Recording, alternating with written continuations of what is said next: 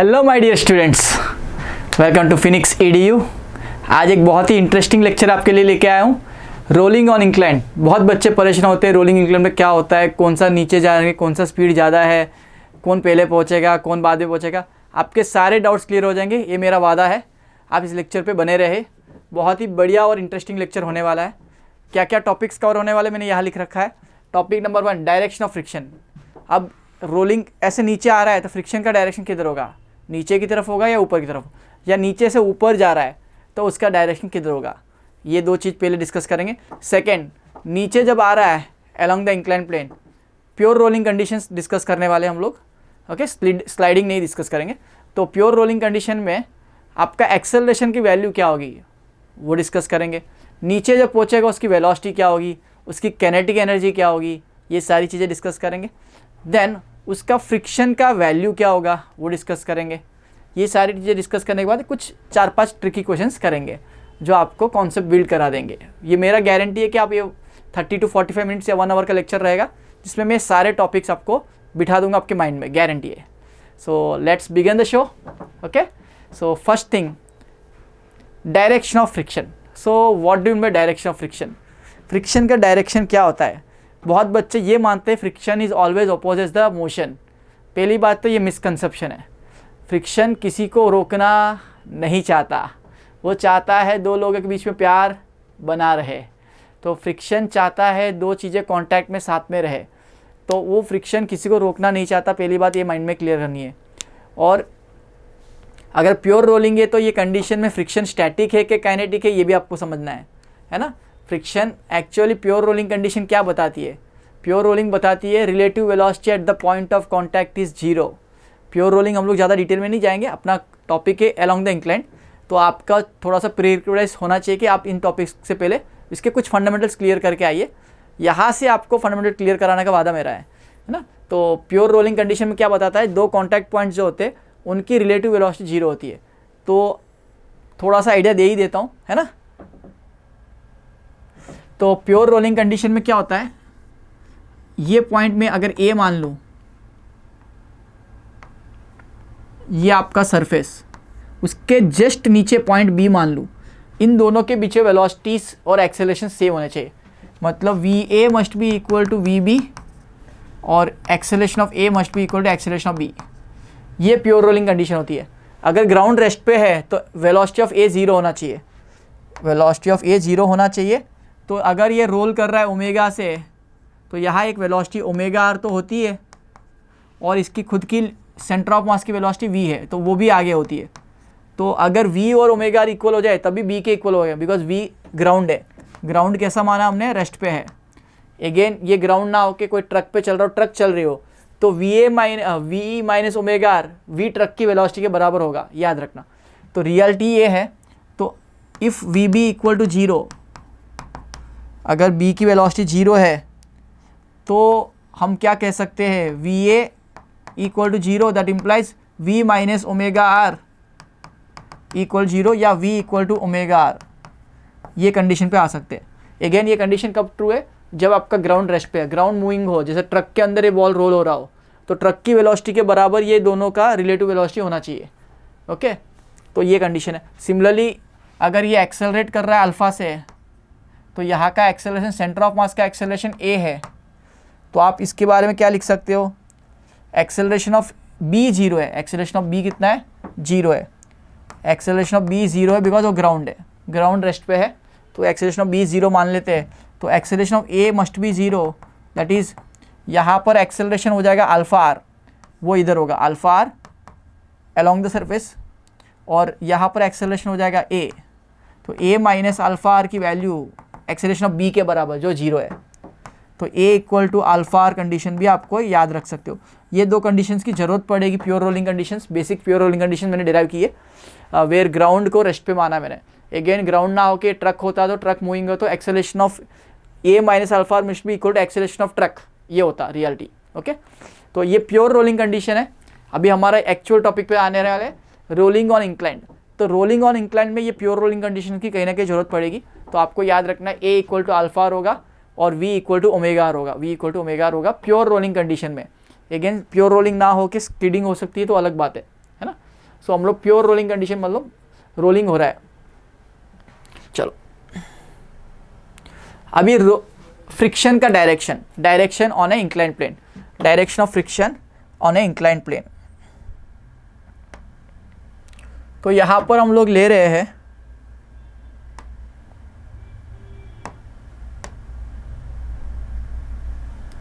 एक inclined plane, ऐसे 2 inclined plane ले लेते हैं समझने के लिए।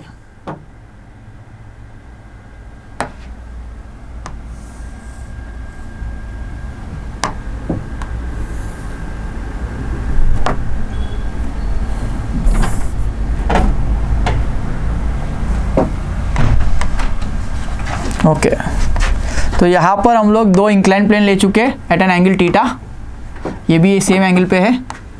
एक में आपका ऑब्जेक्ट कोई सर्कुलर ऑब्जेक्ट, ये रिंग हो सकता है, डिस्क हो सकता है, कोई भी एक ऑब्जेक्ट सर्कुलर ऑब्जेक्ट हो सकता है, ring, disc, solid cylinder, hollow cylinder, solid sphere, hollow sphere, कोई भी चीज़ हो सकती है।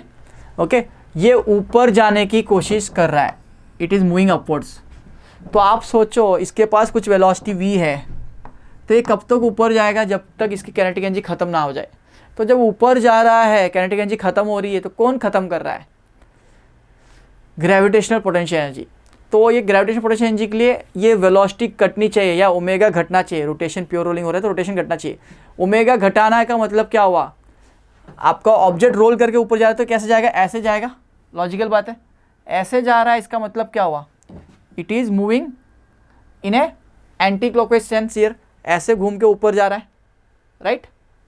तो एंटी क्लॉकवाइज सेंस में ऐसे ऊपर जा रहा है, तो आपका ओमेगा कैसा है, आपको ऐसा दिख रहा है, this is your direction of omega, ठीक है। तो ये ओमेगा बढ़ रहा है घट रहा है ऊपर जाने से, ऑब्वियसली घट रहा है, तभी ये ओमेगा 0 हो जाएगा और वी भी 0 हो जाएगा हाईएस्ट पॉइंट पे। तो ओमेगा घटाना है तो टॉर्क लाना पड़ेगा। तो इसका एक फोर्स आपको दिख रहा है mg sin theta, but mg sin theta cannot bring torque, mg sin theta cannot bring torque because it is passing through centre of mass. Centre of mass से पास हो रहा है तो परपेंडिकुलर डिस्टेंस है ही नहीं, तो टॉर्क कौन ला सकता है भैया इस पर, friction. Very good, friction can bring torque, friction can bring torque. अब फ्रिक्शन में नीचे लगा देता तो फ्रिक्शन का टॉर्क ऐसे लगता, तो वो ओमेगा का तो बढ़ा रहा है, हमारा टारगेट है ओमेगा को हटा के 0 करना है। तो फ्रिक्शन नीचे हो सकता है कि ऊपर हो सकता है, सोचो किधर लेना चाहिए फ्रिक्शन को, किधर लेना चाहिए फ्रिक्शन को। Should I take it along the downwards और अपवर्ड्स, अपवर्ड लेके देखो तो friction into perpendicular distance R करो तो आपका टॉर्क इस ऑब्जेक्ट को ऐसे घुमा रहा है, मतलब अल्फा ऐसा है, तो आपका अल्फा आप चाहते हो ऐसा हो, है ना। ऐसा अल्फा लाने के लिए फ्रिक्शन किधर होना चाहिए, ऊपर होना चाहिए, तो ही आपका अल्फा ऐसा आएगा तो जो ओमेगा को अपोज करेगा। Alpha should be opposite to omega so that omega decreases and becomes 0 at the top, right? So friction acts upwards,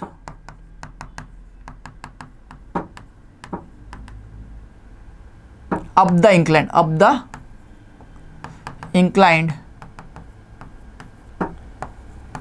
while moving upwards. Very important point, friction का डायरेक्शन कैसा होगा, up the inclined होगा जब ऊपर जा रहे हो नीचे से।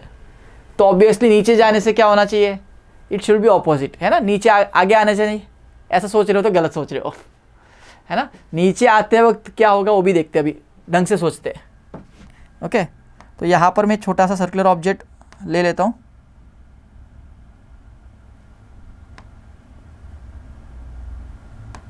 तो यहाँ पर छोटा सा सर्कल बना लेते हैं।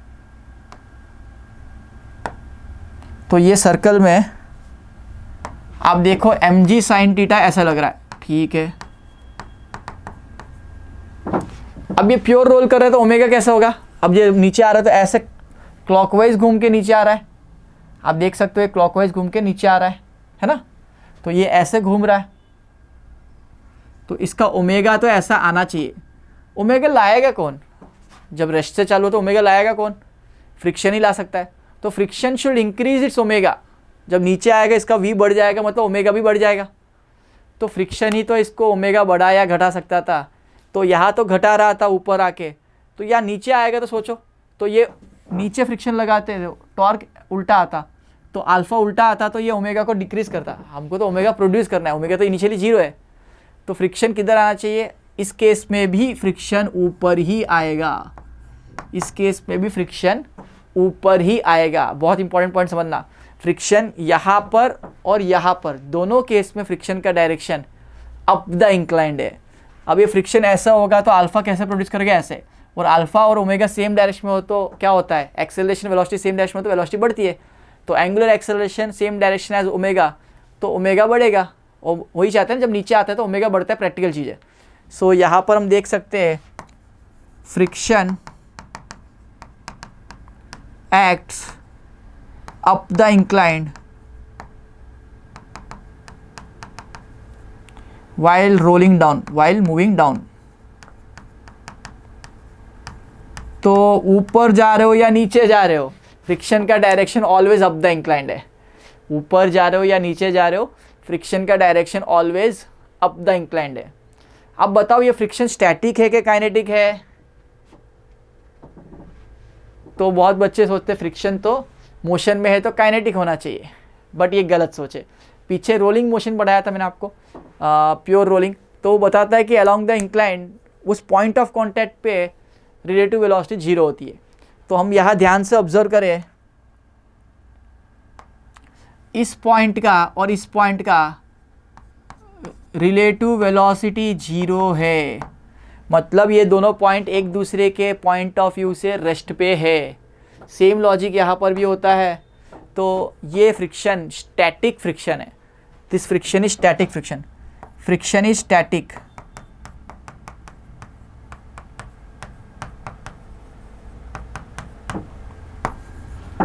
Friction is static, static friction है, याद रखना, ये काइनेटिक फ्रिक्शन नहीं है, भले बॉडी मोशन में है but point of contact rest पे है, पॉइंट ऑफ कांटेक्ट रेस्ट पे है। तो ये सारे पॉइंट्स आपको क्लियर है। रोलिंग ऑन इंक्लाइंड, ऊपर जा रहे हो या नीचे जा रहे हो, दोनों केस में फ्रिक्शन का डायरेक्शन अप द इंक्लाइंड होगा।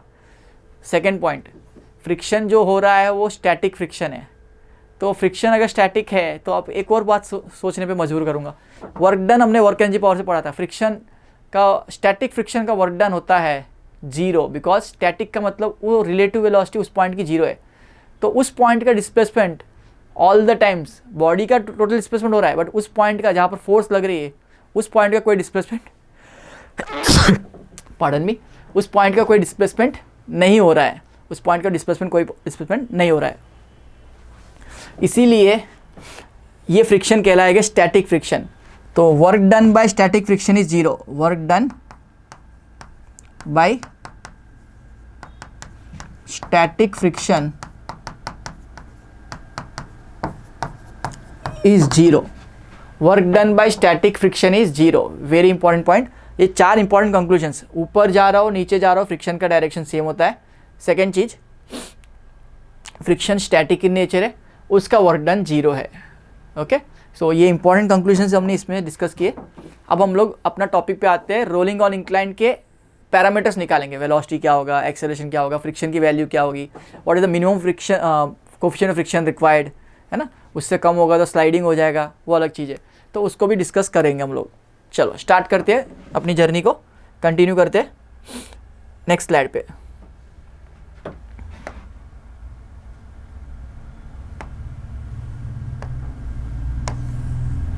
अगेन इंक्लाइंड प्लेन ले लिया मैंने, इस इंक्लाइंड प्लेन पे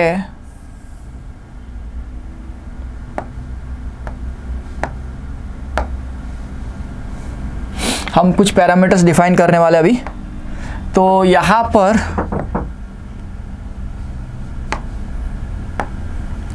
एक सर्कल बना लेते हैं, ये सर्कल नहीं है, हो सकता है रिंग हो, डिस्क हो, या स्पीयर हो, या हॉलो स्पीयर हो, सॉलिड सिलेंडर, या कुछ भी हो सकता है इस शेप में, है ना, दिखाने में सर्कुलर दिखाया, जिसका रेडियस r है, इसका रेडियस r है, इसका रेडियस कितना है, r है, इसका रेडियस r में रैंडम रेडियस r ले लेता हूँ, और इसका मास m है। ओके, ये कोई भी शेप हो सकती है, तो इसका मोमेंट ऑफ इनर्शिया जनरलाइज करने के लिए एक टर्म का इंट्रोडक्शन करते हैं, रेडियस ऑफ गायरेशन, जो आपने पढ़ा होगा। तो रेडियस ऑफ गायरेशन बोलता है कि इस पूरे मास को एक पॉइंट मास मान के कितने डिस्टेंस पे रख ले तो सेम एक्सिस के about same moment of inertia दे दे। तो यहाँ पर इसका मोमेंट ऑफ इनर्शिया हो जाएगा एम के स्क्वेयर, वेयर के स्क्वेयर बाय आर स्क्वेयर की वैल्यू 1 हो जाती है रिंग के लिए, डिस्क के लिए 1/2 और सॉलिड स्फीयर के लिए 2/5, हॉलो स्फीयर के लिए 2/3, है ना। तो डिस्क और सॉलिड सिलेंडर के लिए सेम होता है, हॉलो रिंग और हॉलो सिलेंडर के लिए सेम होता है। तो इन पैरामीटर्स को ध्यान में रखते हुए जनरलाइज करने के लिए मैं एम के स्क्वायर लिखने वाला हूँ। ओके, तो इसके ऊपर फोर्स के डायरेक्शंस प्रेडिक्ट करते पहले क्या क्या फोर्सेस लग रही है। तो आपका एक force M G sine theta इधर लग रहा है, एम जी कॉस थीटा इधर लगेगा, उसको हम लोग अभी इंटरेस्टेड नहीं है उसमें, तो उसको नहीं लिख रहे हम लोग, ठीक है। दूसरा फोर्स इंपॉर्टेंस का जो है फ्रिक्शन, वो ऐसे लग रहा है, अप द इंक्लाइन लगता है, हमने देख लिया। Okay, friction always acts up the incline. तो ऑब्वियसली नीचे जा रहा है तो स्पीड अप हो रहा है, ऐसे मूव कर रहा है तो स्लोली थोड़ी मूव करेगा, नीचे जाते स्पीड बढ़ती जाएगी। तो इसका एक्सेलरेशन ए मान लेते along the direction of motion. Okay, तो दो टाइप के इक्वेशंस सॉल्व करने होते हैं, एक तो फोर्स बैलेंस, दूसरा टॉर्क बैलेंस, एंड तीसरा प्योर रोलिंग कंडीशन जो हमने सीखी थी ए इक्वल टू आर अल्फा। तो पहला हम लोग फोर्स बैलेंस कर रहे हैं, तो M G sine theta F दोनों ऑपोजिट में, एम जी साइन टीटा ज़्यादा हो गया तभी नीचे जा रहा है, तो M G sine theta minus F equal to M into A, M G sine theta minus friction equal to M into A, this is your equation 1। ये कैसे किया, force balance, F net equal to M A. Second चीज हम करेंगे torque balance. अब torque कैसा लग रहा है, देखो फ्रिक्शन है, एम जी साइन थीटा का कोई टॉर्क नहीं होगा, क्यों, ये इसी सेंटर से पास हो रहा है। Torque about O, torque about centre निकालने वाला है। तो यहाँ से एफ इंटू ये डिस्टेंस कितना है, परपेंडिकुलर डिस्टेंस आप देख सकते हो आर है, ये परपेंडिकुलर डिस्टेंस आर है, तो फोर्स इंटू परपेंडिकुलर डिस्टेंस लिख सकते हो टॉर्क के लिए इक्वल टू आई अल्फा। तो टॉर्क नेट को क्या लिख सकते हो आप, आई अल्फा लिख सकते हो। तो टॉर्क नेट क्या हो जाएगा, F into r, F into r must be equal to I into alpha. ये आपका इक्वेशन 2। तीसरा इक्वेशन प्योर रोलिंग कंडीशन, तीसरा equation pure rolling condition, pure rolling हो रही है तो a must be equal to alpha r, because ये point of contact एक दूसरे के रेस्पेक्ट में रेस्ट पे होने चाहिए।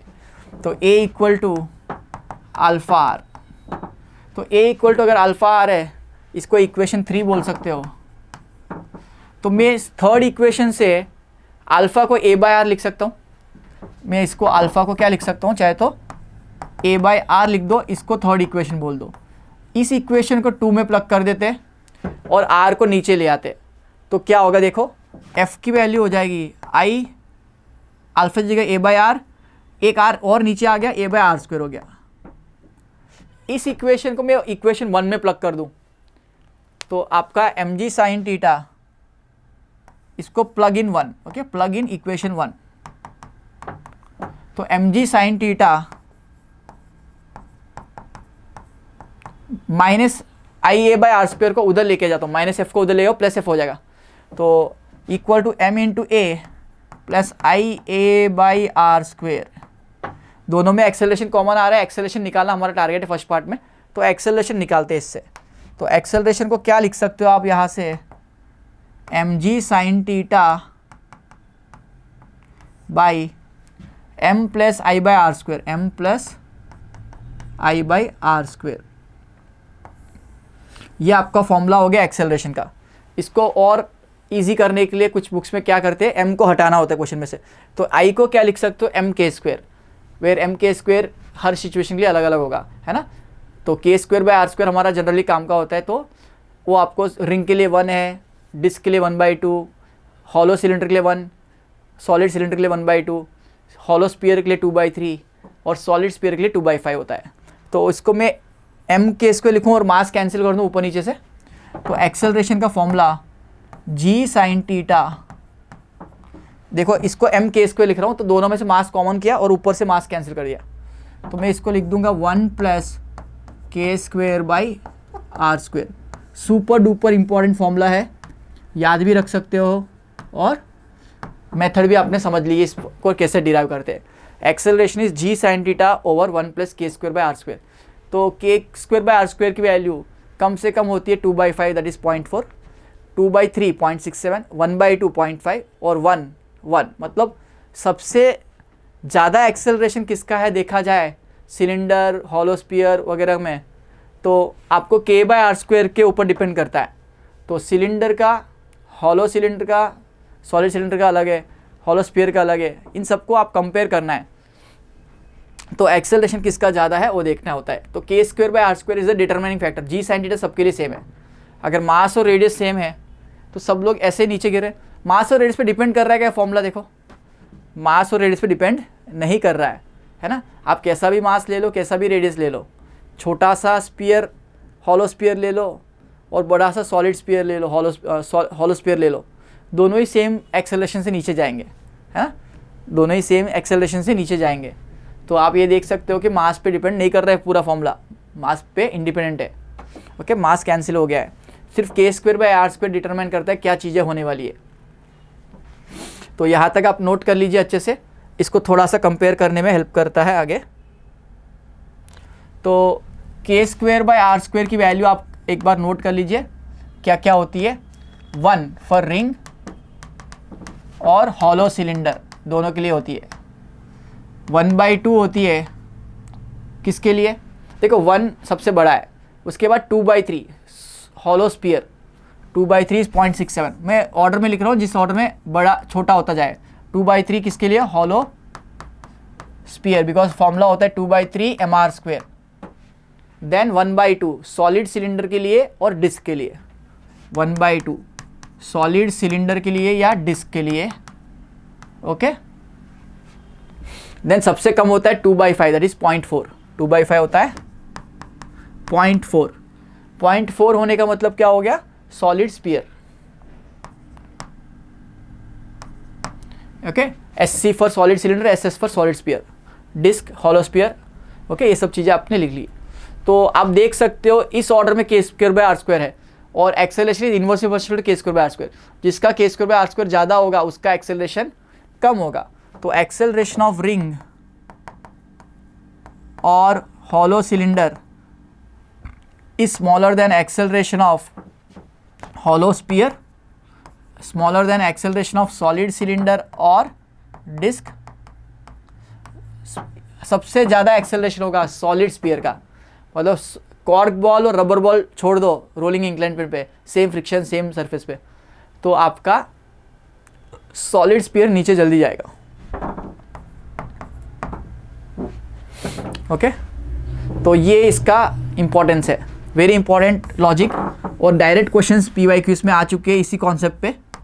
तो आपको कंपेयर करने को पूछ लेंगे, मास बड़ा ज़्यादा दे दे तो डरना नहीं है, मास से कोई लेना देना नहीं है अपना, ना ही रेडियस से लेना देना है, ना ही मास से ना ही रेडियस से लेना देना है। Important formula G sine theta by 1 + k² r² में कहीं पर भी मास नहीं दिख रहा है, ना कहीं पर भी r दिख रहा है। k² r² में वो वैल्यू k में r/√2 ऐसा आता है फॉर्मूला, तो इसलिए k² r² में r² कट जाता है। तो इसलिए ना रेडियस पे ना मास पे डिपेंड करता है। पहला इंपॉर्टेंट लॉजिक आप नोट कर लीजिए, है ना। तो एक्सेलरेशंस का कंपैरिजन हमने देख लिया।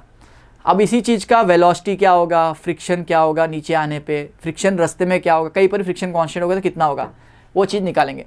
सो एक्सेलरेशन का फॉर्मूला आप रट लीजिए, जी sine theta by 1 + k² r²। रटना मतलब दिल पे बिठा लीजिए क्योंकि ये काम का है, जी sine theta by 1 + k² r²।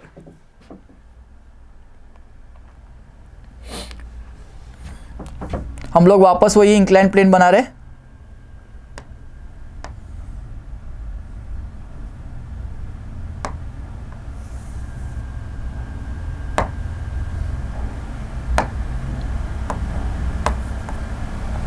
अभी आपका एक्सेलरेशन आ गया। ओके, एक्सेलरेशन आ गया इस तरफ का, फ्रिक्शन का डायरेक्शन आपने देख लिया ऊपर है। तो मैं चाहता हूं वेलोसिटी निकाल लूं। जब ये बॉटम पे आ जाएगा इसकी वेलोसिटी क्या होगी, तो देखो यहाँ पर एनर्जी कंजर्वेशन या वर्क एनर्जी थ्योरम लगाओगे तो वर्क एनर्जी थ्योरम में work done by friction, work done by gravity equal k - k नीचे लिखोगे, ये सही बात है। But work done by friction कितना है, जीरो है बिकॉज ये स्टैटिक फ्रिक्शन है। वर्क डन बाय फ्रिक्शन कितना है, work done by gravity plus work done by friction equal to K final minus K initial. मेरा वर्क एनर्जी थ्योरम है, work energy theorem, but work done by friction zero है because static friction है, याद रखना। तो मैं directly energy conservation भी बहुत बुक्स में बता देते हैं। तो इसका कारण क्या होता है, फ्रिक्शन का वर्क डन नहीं है, तो आप एनर्जी कंजर्वेशन लगा दो। तो अगर ये हाइट h नीचे आता है, अगर हाइट h नीचे आता है तो work done by gravity mgh है, ओके, पॉजिटिव वर्क डन है, इक्वल टू कैनेटिक एनर्जी का चेंज। इनिशियली ये रेस्ट पे था, तो कैनेटिक एनर्जी इनिशियल कैसी है, जीरो है, ठीक है। कैनेटिक एनर्जी फाइनल क्या हो जाएगी, 1/2 mv²। ये सोच में थोड़ा सा प्रॉब्लम है, 1/2 mv² होता वो सिर्फ स्लाइड करता, तो अब ये रोल भी कर रहा है, तो इसके पास दो टाइप की कैनेटिक एनर्जी है, रोटेशनल और ट्रांसलेशनल, तो दोनों लिखे। तो कैनेटिक एनर्जी फाइनल में हो जाएगा 1/2 mv² प्लस 1/2 I ω²। और प्योर रोलिंग कंडीशन बताती है कि v equal to omega into r या omega equal to v/r। Pure rolling condition से ओमेगा को v/r लिख सकते हो कभी भी, तो उसको प्लग करते हैं, m को कैंसिल करने के लिए I को mk² लिख सकते हो, तो mgh यहाँ से 1/2 mv² प्लस 1/2 mk² v²/r² ऐसे लिख दो। ओमेगा को v/r लिख दिया तो स्क्वायर होके v²/r² हो गया। तो मैं देख सकता हूँ मास मर जाएगा हर जगह से, 2 को इधर ले आओ और v² को कॉमन कर लो, तो 2gh इधर हो जाएगा, v² कॉमन कर लिया मैंने, तो क्या बचा हुआ है, मास कट गया, 1/2 उधर चला गया, तो यहाँ 1 बचा हुआ है, यहाँ पर k²/r²। देखो ये k²/r² हर जगह आता रहेगा और परेशान करता रहेगा, तो आपको याद रखना k²/r² की वैल्यूज सारी। तो v equal to √2gh by 1 plus k²/r²।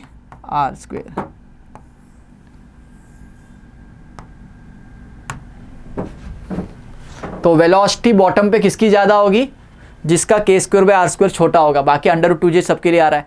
तो जो लॉजिक वहाँ आया था वेलोसिटी एक्सेलरेशन में, वही लॉजिक यहाँ पर भी रहेगा। एक्सेलरेशन वेलोसिटी एट बॉटम जो होगी वो रिंग की सबसे छोटी होगी, रिंग या हॉलो सिलेंडर की। Velocity at bottom of hollow sphere, velocity at bottom of disc या सॉलिड सिलेंडर या डिस्क, ओके। और सबसे ज़्यादा वेलोसिटी होती है सॉलिड स्फीयर की, सॉलिड स्फीयर की सबसे ज़्यादा होती है। तो ये लॉजिक आपको क्लियर हो गया, जिसका एक्सेलरेशन ज़्यादा उसकी वेलोसिटी बॉटम पे ज़्यादा होगी, लॉजिकल बात है। तो वही लॉजिक से एक्सेलरेशन जिसका ज़्यादा आया उसका ही वेलोसिटी ज़्यादा आ गया। तो आप बता दो कैनेटिक एनर्जी किसकी ज़्यादा होगी, वो भी वही लॉजिक से 1/2 mv², है ना। यही गलती कर बैठोगे आप, कैनेटिक एनर्जी सबकी सेम है। आपने डेरिवेशन करते तो क्या किया था, work done by gravity kinetic energy का वैल्यू लिखा था, तो सबने mgh नीचे आए तो सबकी कैनेटिक एनर्जी सेम है। तो कैसे वेलोसिटी अलग हो सकती है, बिकॉज ओमेगा सबका अलग अलग है ना। तो एक्चुअली यहाँ पर एक और कैनेटिक एनर्जी आती है, रोटेशनल कैनेटिक एनर्जी। तो रोटेशनल कैनेटिक एनर्जी सबकी अलग अलग होगी, इस पर ध्यान रखना होता है आपको, बिकॉज वहाँ पर k²/r² का टर्म आ जाता है। रोटेशनल कैनेटिक एनर्जी के देखोगे हाफ I ω², mk²/r² आता है यहाँ पर।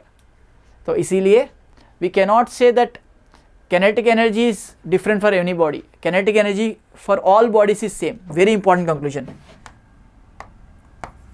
Kinetic energy at bottom same for all.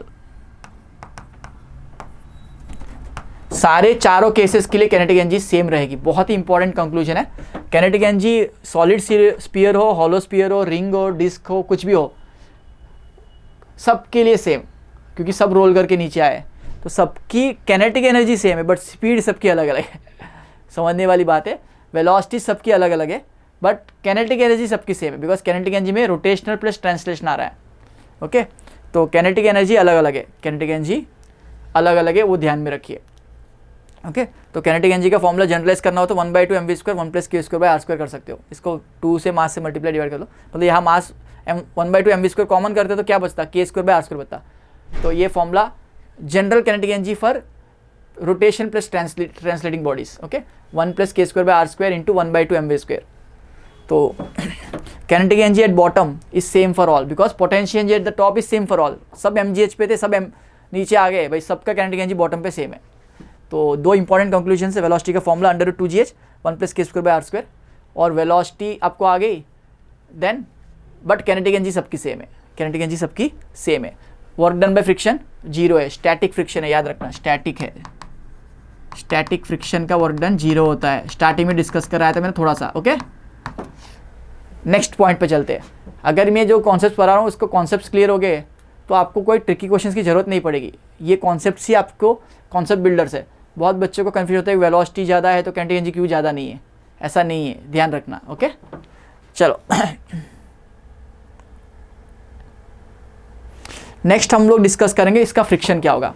तो इस इंक्लाइन प्लेन पे जब ट्रैवल कर रहे हो आप, इंक्लाइन प्लेन पे जब ट्रैवल कर रहे हो, फ्रिक्शन का डायरेक्शन आपने देखा कि ऊपर की तरफ है, और फ्रिक्शन का फॉर्मूला आपने डेरिवेशन में लिखा था, अभी देखो पीछे जाके देखोगे ना, तो F equal to I alpha लिखा था, और आई अल्फ़ा को F into R equal to I alpha, तो F into R equal to I alpha लिखा था आपने। उसके बाद आपने लिखा था I इंटू अल्फ़ा को A/R लिखा और A/R² लिखा था। I को लिख सकते हो mk² और एक्सेलरेशन का फॉर्मूला हम डिराइव कर चुके हैं, g sin theta by 1 plus k²/r²।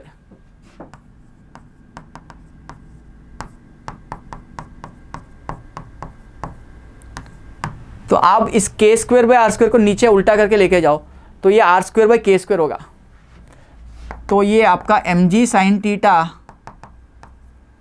r² multiply होगा k² डिवाइड होगा, तो ये हो जाएगा r²/k²। r² कट गया, k² उल्टा होकर कट गया, यहाँ पर 1 आ गया, तो ये आपका फ्रिक्शन का फॉर्मूला हो जाएगा mg sin theta by r²/k² plus 1। ये आपका रिक्वायर्ड फ्रिक्शन होगा, रिक्वायर्ड फ्रिक्शन होगा। तो रिक्वायर्ड फ्रिक्शन टेल्स यू कि ये फ्रिक्शन होगा तो ये प्योर रोलिंग करेगा, इससे इतना फ्रिक्शन अवेलेबल अगर नहीं है आपके पास, म्यू इंटू एन इसकी वैल्यू के बराबर नहीं है, तो ये स्लाइड करेगा। तो हम लोग जो फॉर्मूलाज डेराइव कर रहे हैं वो सारे प्योर रोलिंग कंडीशन के लिए डेराइव कर रहे हैं, स्लाइडिंग की चिंता मत करो आप, है ना। 98% केसेस में स्लाइडिंग नहीं दिया जाता है, सिर्फ प्योर रोलिंग कंडीशंस आती है। तो प्योर रोलिंग में फ्रिक्शन की value mg sin theta r²/k² plus 1, r²/k² plus 1। तो फ्रिक्शन का फॉर्मूला भी डेराइव कर लिया, 3 इंपॉर्टेंट फॉर्मुलास। ए का formula g sin theta by 1 plus k²/r², v का formula under root 2gh divide by 1 plus k²/r²। थोड़ा थोड़ा काइनेमेटिक्स है, अंडर रूट 2gh तो आता ही था, नीचे एक फैक्टर एक्स्ट्रा आ गया, है ना। ऐसे इंक्लाइन प्लेन में रोलिंग में g sin थीटा एक्सेलरेशन आता था, उसकी जगह g sin theta by 1 plus k²/r² extra आ गया। वैसे ही फ्रिक्शन की फॉर्मूला अगर प्योर स्लाइडिंग होती है और कांस्टेंट वेलोसिटी होती तो mg sin थीटा की बराबरी होती, बट यहाँ पर mg sin theta by 1 plus r²/k² है, k²/r² नहीं, इसमें उल्टा है, याद रखना। ओके, r²/k² है। तो इसके साथ ही मैं बता दूं what is the minimum friction required, mu minimum required. तो फ्रिक्शन की मैक्सिमम वैल्यू पे म्यू मिनिमम आएगा, फ्रिक्शन की मैक्सिमम वैल्यू यूज होगी ऐसा मान लेते हैं, तो mu mg cos theta maximum value होती है, mu into N is the F max, है ना। अगर एफ मैक्स यूज हो रहा है मतलब म्यू की वैल्यू मिनिमम है वहाँ पर, तो mu minimum into mg cos theta, mg cos theta किधर एक्ट करता है, ऐसे नॉर्मल रिएक्शन, ये आपका mg cos थीटा और ये आपका mg sin थीटा होता। तो mu into N must be equal to ये फ्रिक्शन का value mg sin theta by 1 plus r²/k²। तो mg कट गया, साइन कॉस उधर जाके tan हो गया, साइन बाई कॉस tan हो जाएगा। तो म्यू मिनिमम की वैल्यू इतनी होनी चाहिए, या tan theta by 1 plus r²/k²। This is the minimum friction coefficient required, मतलब mu should be greater than equal to this value, और जनरलाइज करके बताना हो तो mu should be greater than equal to tan theta by 1 plus r²/k²। तो ये concepts हमारे rolling और इंक्लाइन के सारे बेसिक कॉन्सेप्ट्स क्लियर कर लिए हमने। अगर ये आपको आ गया तो आप रोलिंग और इंक्लाइन पे कोई भी क्वेश्चन दिया जाए आप फटाक से कर सकते हो। कैनेटिक एनर्जी का जनरलाइज फॉर्मूला भी याद रख सकते हो, 1/2 mv² प्लस 1/2 i ओमेगा² को कॉमन करोगे, उसमें से mv² कॉमन करोगे तो आपका बचेगा 1 प्लस k²/r²। इसको भी आप बड़े बड़े क्वेश्चंस को सॉल्व करने में हेल्प करेगा। ये काइनेटिक एनर्जी है, मिक्स मत करना, वो के रेडियस ऑफ गायरेशन है। तो के स्क्वायर बाय आर स्क्वायर की 4 स्टैंडर्ड वैल्यूज 1, 1/2, 2/3 और 2/5, इनको याद रख लो, सिचुएशन के हिसाब से सब्स्टिट्यूट करते जाना, क्वेश्चंस ज़्यादा जल्दी सॉल्व हो जाएंगे आपके। तो अभी हम लोग 1-2 ट्रिकी क्वेश्चंस बता दूंगा, 5-10 मिनट का लास्ट सेशन हमारा ले लेंगे, जिसमें आपको कुछ सोचने पे मजबूर करूंगा मैं आपको, है ना। तो देखते हैं, पहले तो ये आपका कॉन्सेप्ट सारे नोट कर लीजिए, अच्छे से नोट्स बना लीजिए इनकी, सो दैट आपको ये कॉन्सेप्ट में कभी क्लैरिटी ना रहे, ऐसा ना हो, है ना। सारी चीज़ें आपके दिमाग में प्रॉपरली बैठ जानी चाहिए। तो अभी लास्ट 2 क्वेश्चन में कराऊंगा आपको, ईजी क्वेश्चन है बट बच्चे गलती कर सकते हैं, इसलिए मैं वापस इसको दे रहा हूँ आपको।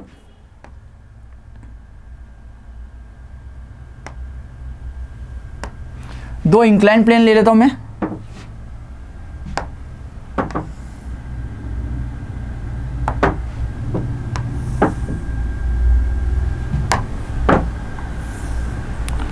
सेम हाइट, सेम इंक्लिनेशन, सब कुछ सेम, ओके।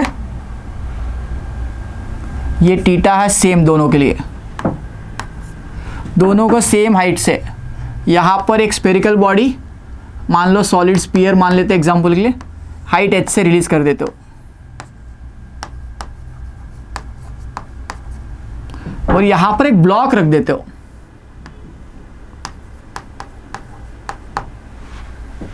एक ब्लॉक रख लेते हो। इसमें केस 1, ये सरफेस को A बोल देते, इस सरफेस को B बोल देते, ओके। बस इस इंक्लिनेशन सरफेस को B बोल देते, इस इंक्लाइंड सरफेस को A बोल देते। केस 1 में both A and B are smooth, तो कौन पहले नीचे आएगा, सॉलिड स्फीयर या ब्लॉक? तो दोनों ही स्मूथ है, तो कौन पहले नीचे आएगा, which one will come down first? तो इसका आंसर क्या हो जाएगा, आंसर हो जाएगा बोथ विल रीच साइमल्टेनियसली, मतलब दोनों ही एक ही साथ पहुंचेंगे, बिकॉज दोनों पे एक्सेलरेशन g sin थीटा है, दोनों को सेम इंक्लिनेशन कवर करना है, दोनों का हाइट h है, मतलब ये भी सेम हाइट पे था,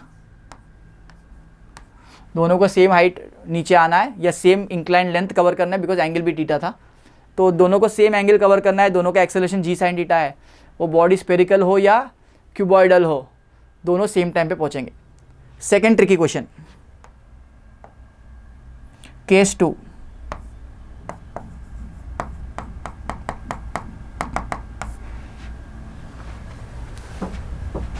A is rough, B is smooth।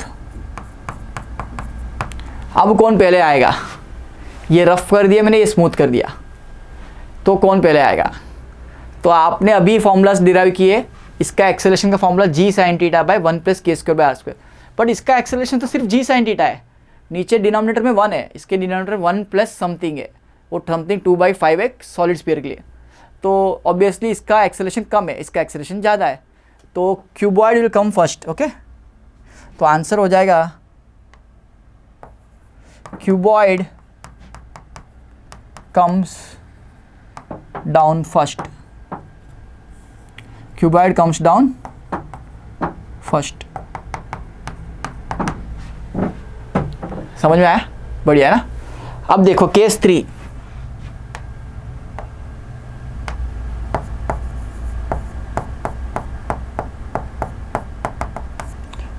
A and B both are rough,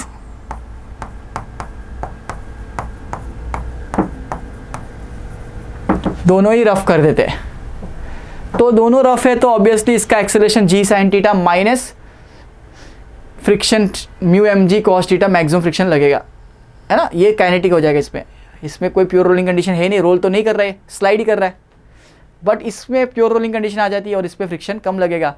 इसका acceleration g sin theta by 1 + k² by r², तो इसमें रोलिंग बॉडी पहले नीचे पहुंचेगी। कौन नीचे पहले पहुंचेगा?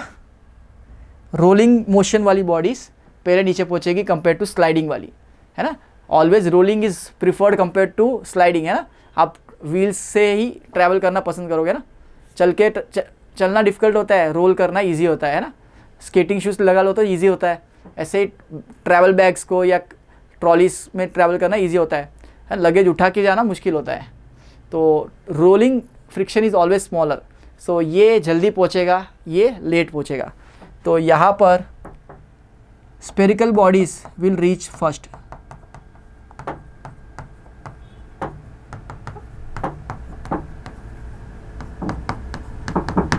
सो तीनों केस आपको समझ में आ गए होंगे। दोनों स्मूथ कर दिया तो दोनों साथ में ही उतरेंगे, इसको रफ इसको स्मूथ कर लिया तो ये पहले उतरेगा। अब दोनों को रफ कर दिया तो ये पहले नीचे आ जाएगा। So I hope this content is clear. अब सेकेंड वेरिएशन, एक लास्ट क्वेश्चन कराता हूँ मैं आपको, जो आपको एक सोचने पे मजबूर करेगा। So I hope this is a interesting question. एक और क्वेश्चन कराता हूँ, मैं कोई फॉर्मूला बेस या पीवाई क्विज नहीं करा रहा हूँ अभी। आप अभी जो फॉर्मूला सीख चुके हैं पीवाई क्विज में डायरेक्ट अप्लाई करो, सारे क्वेश्चन फटाफट होंगे, गारंटीड है। ओके, तो लास्ट वेरिएशन में आपको ला रहा हूँ। इंक्लाइंड सरफेस है,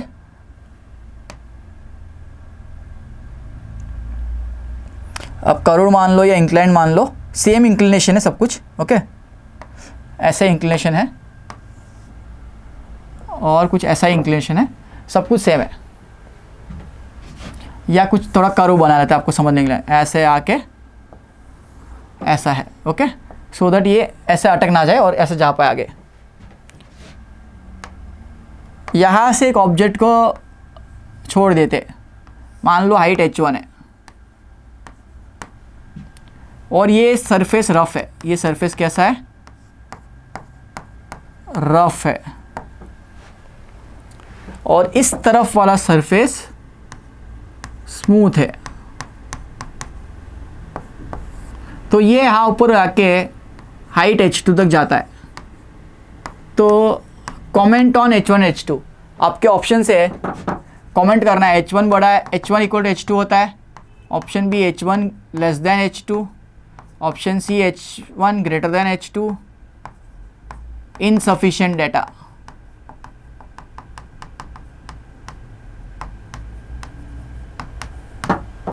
तो this is the question. Tricky question है लेकिन बहुत ही कॉन्सेप्ट बिल्डर है।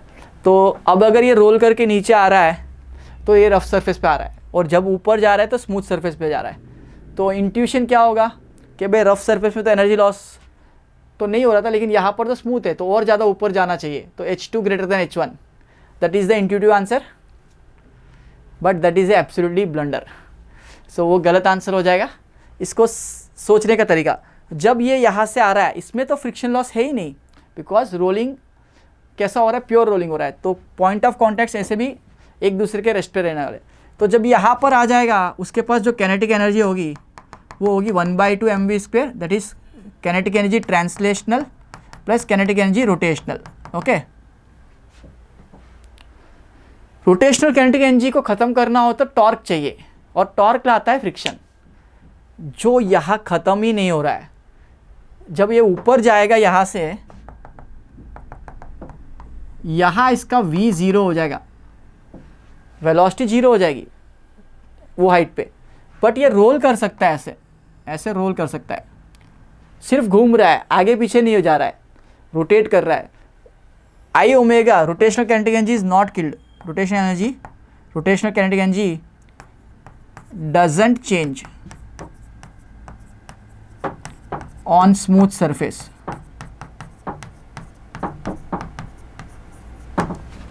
तो इसकी रोटेशनल कैनेटिक एनर्जी खत्म नहीं हुई है, तो इसके पास कुछ एनर्जी बच गई है, तो ये कम हाइट तक जा पाएगा। बिकॉज प्यूरी ये kinetic energy, rotational kinetic energy की जो हाइट आने वाली थी वो आई नहीं यहाँ पर। तो हाइट 2 जो होगी वो लेस देन हाइट 1 होगी, that is the real answer. आपको मैथमेटिकल भी बताऊंगा अभी इसका। तो आप एनर्जी कंजर्वेशन लगाओगे तो mgh इक्वल टू, आप क्या लिखोगे यहाँ पर? mgh1 इक्वल टू क्या लिखोगे? इस तरफ से इक्वेशन लिख के देखो, आप लेफ्ट हैंड साइड का इक्वेशन लिखो, इस तरफ का इक्वेशन लिखोगे तो mgh1 must be equal to 1/2 mv² plus 1/2 i omega square. ठीक है, अब यहाँ से यहाँ भी एनर्जी कंजर्वेशन लगा सकते हो, स्मूथ सरफेस है तो उसके लिए एनर्जी कंजर्वेशन लगाओगे तो 1/2 mv² plus 1/2 i omega square equal to mgh2 plus 1/2 i omega square आएगा। ये i ओमेगा स्क्वेयर खत्म ही नहीं हुआ, दैट इज़ द प्रॉब्लम। ये यहाँ पर भी था, वो वहाँ पर भी है, तो आई ओमेगा स्क्वायर दोनों तरफ से कैंसिल हो जाता है यहाँ पर। तो आप देख सकते हो mgh2 जो है वो हाफ एम वी स्क्वायर के बराबर है। तो उसको मैं यहाँ सब्स्टिट्यूट करूँ तो mgh1 equal to mgh2 plus 1/2 I omega square. 1/2 I omega square is some positive value, right. तो आप यहाँ से देख सकते हो ये हाइट ज़्यादा होगी तभी तो ये एक्स्ट्रा ऐड करना पड़ रहा है। तो आप देख के बता सकते हो कि height 1 is greater than height 2। बहुत ही अच्छा कॉन्सेप्ट बिल्डर है कि स्मूथ सरफेस पे जाने से हाइट उल्टा कम जा पाओगे, बिकॉज रोटेशन कंटिजेंसी खत्म नहीं हुई आपकी। जहाँ से आए rotation contingency plus translation contingency है यहाँ पर, और यहाँ से वापस जब ऊपर गए तो सिर्फ ट्रांसलेशन वाली खत्म हुई है, रोटेशन वाली खत्म ही नहीं हुई, बिकॉज टॉर्क आया नहीं। टॉर्क नहीं आया तो रोटेशन ख़त्म नहीं हुआ, ओपोजिंग टॉर्क आया ही नहीं इसको, तो रोटेशन ख़त्म नहीं हुआ और घूमता रहा। ओके, वापस फ्री फॉल स्लाइडिंग की वजह से नीचे आ जाएगा, वो अलग बात है। बट ये हाइट जो होगी इस हाइट से कम होगी। This a very interesting concept. So h1 is greater than h2, h1 is greater than h2. So I hope you enjoyed this session. This is a very intuitive session where you have learned rolling on inclined from basic fundamentals कि inclined plane पे ऊपर जाने पे या नीचे जाने पे direction of friction क्या होगा, देन उस पैरामीटर्स के एक्सेलरेशंस, वेलोसिटीज एंड फ्रिक्शन का वैल्यू, कौन पहले नीचे आएगा, किसकी काइनेटिक एनर्जी ज़्यादा होगी, सबकी सेम होगी याद रखना, वेलोसिटीज अलग अलग होगी, काइनेटिक एनर्जी सेम होगी। देन टाइम के बारे में पूछे तो क्या होगा, एक्सेलरेशन जिसका ज़्यादा है उसका टाइम कम होगा, जिसका एक्सेलरेशन ज़्यादा है उसका टाइम कम होगा, वो भी पूछ सकते हैं। तो बेसिक लॉजिक है, एक्सेलरेशन सॉलिड स्फीयर का ज़्यादा है तो उसका टाइम सबसे कम होगा, सॉलिड स्फीयर सबसे पहले पहुँचेगा, देन आपका पहुँचेगा डिस्क या सॉलिड सिलेंडर जो 0.5 है, 0.4, 0.5, 0.67 होता है हॉलो स्फीयर, वो थर्ड पहुँचेगा, सबसे लास्ट पहुँचेगा रिंग या solid hollow cylinder. This will reach the bottom at last.